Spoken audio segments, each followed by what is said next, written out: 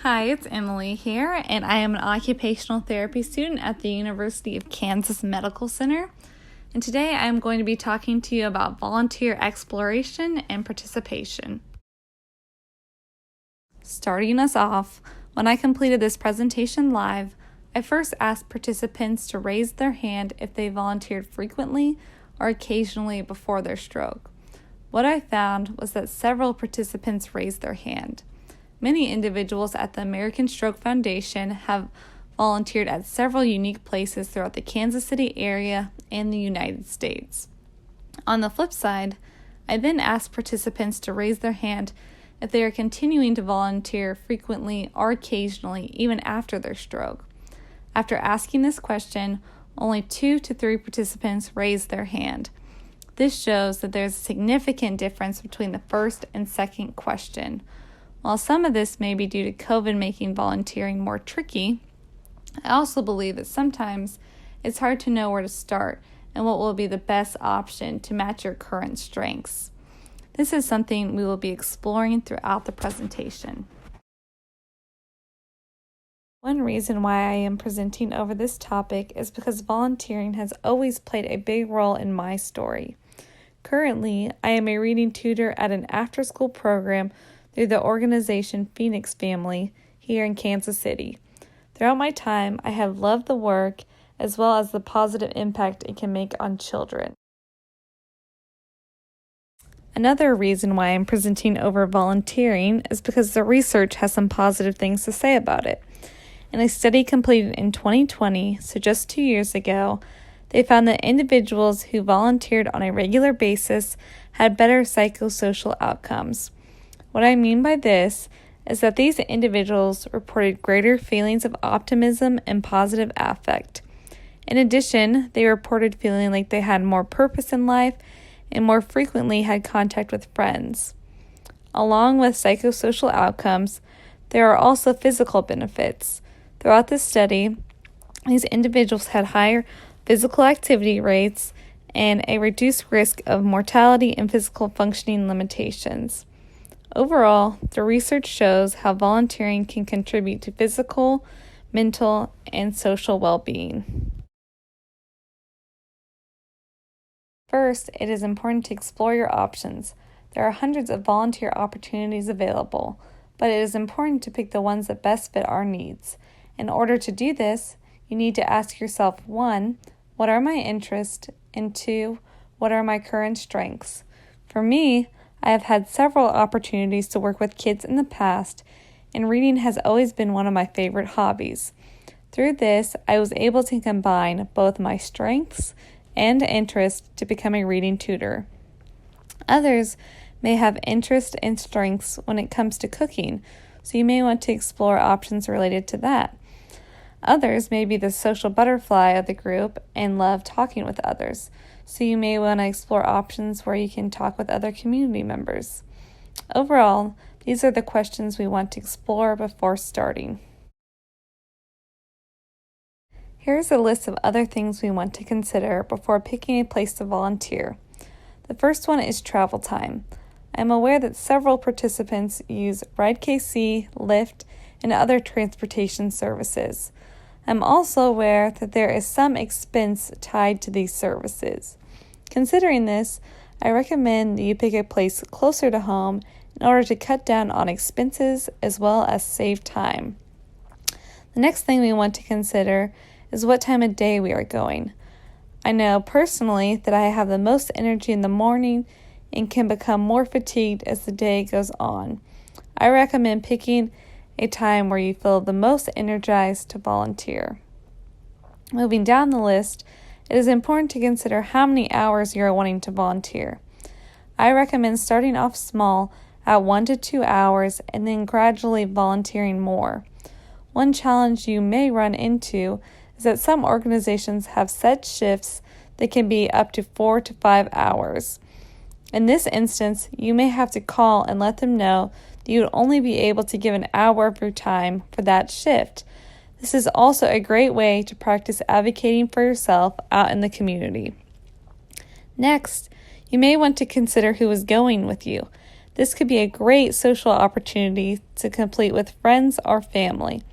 In addition, having someone with you can serve as a support. Finally, the one we cannot forget about is Covet Considerations. Several organizations have had to make changes due to COVID, so it is important to check for updates before we go out and volunteer. In addition, I am also aware that some of us may not be ready to go out into the community to volunteer. Exploring COVID-friendly options that can be completed at home is also something to look into. Here are some great resources to use when first exploring options. When logging onto their websites, both ServeKC and VolunteerKC have filters you can use to list your strengths, the causes you are passionate about, and your general location.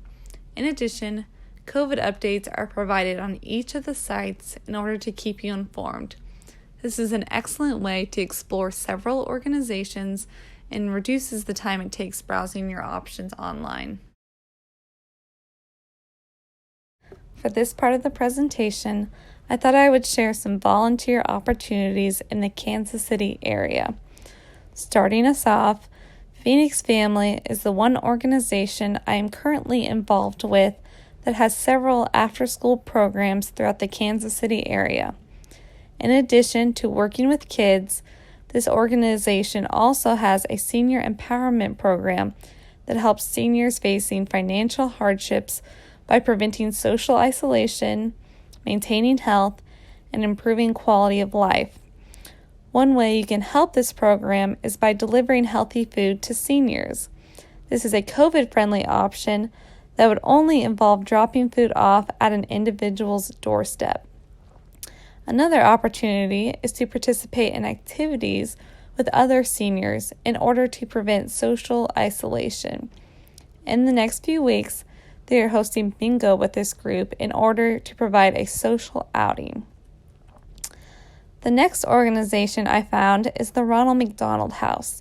This organization has 3 houses that are located near Children's Mercy in order to keep families with sick children close. One way you can help this organization is by bringing in a meal to the families. If you are looking for a COVID-friendly option, you can make snack bags and self-care kits for families. Many families are on the go and need the opportunity to take time for themselves. Bringing in these pre-made kits from home can support a family through this tough time. If you are looking for more active opportunities, you may want to look into these options. Kansas City Community Garden has various gardens throughout the Kansas City area that are aimed at providing nutritious food for schools and community members. In addition, they also provide educational programs so that individuals can grow their own food. Through this organization, you can help with maintenance of the gardens, packaging up seeds, and labeling each flattened bag with the garden's name. The mission at KC Pet Project is to provide a safe community for pets until they can find loving homes. Here, you can volunteer to take dogs on walks, train cats through cat clicker training, take part in the food pantry team, and more. KC Pet Project has a long list of different opportunities beyond the ones I listed, and is a great place to volunteer for all pet lovers. Finally, the last 2 organizations I wanted to mention are the Whole Person and Crosslines. The mission of the Whole Person is to advocate and support individuals with disabilities until we become a fully accessible community. One way you can support this community is by volunteering for events. For example, in a couple weeks, they are hosting an art exhibit that will showcase artists with different abilities. You can volunteer at various events like this to show your support for this community. The last organization I will mention is Crosslines. Their mission is to help individuals living in poverty live more self-determined and enriching lives. Ways you can help is by volunteering in their community kitchen or their community market. After you have explored all of your options, the next step is volunteer participation. During this process, I want to remind you how it is important to advocate for yourself once you are out in the community. One way you can do this is by asking for a chair in order to save on endurance. Another way you can do this is by asking to cut back on hours when you need to conserve energy for that week. For example, if your family is coming to visit that weekend, you may want to skip volunteering that week to save your energy for them. In addition, it is important to communicate what strengths you have to offer and whether you need more time to process instructions or complete a task. Finally, if you perform best without much noise, ask to see if working in a quieter space is possible. Thank you all for taking the time to listen to this presentation, and I am always happy to answer any questions you have over volunteer exploration or participation.